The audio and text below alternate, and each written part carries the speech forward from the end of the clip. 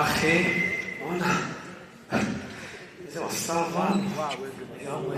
עכשיו אתם מבינים שבעצם הכל...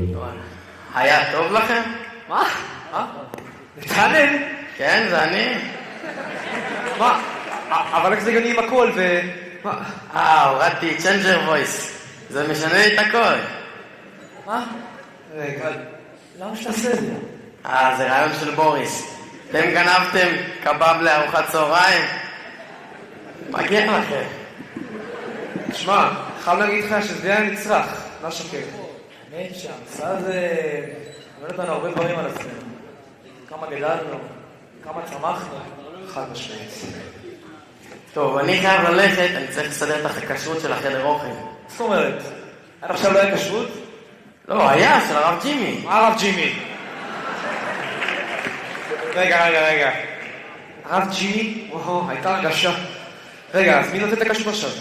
עכשיו זה הרב של העיזים. מה? מה זאת אומרת? אתה לא מכיר את הרב של העיזים? מי זה? זה הרב בן בן ישי! היידה! שבורי!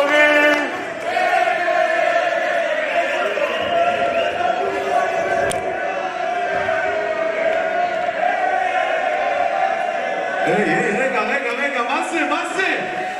לא, מה זה? מה, אתם סמרטוטים?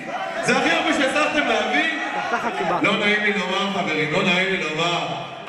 אבל אתם מבקשים בחוץ, לצאת החוצה, לקבל את... הפורים!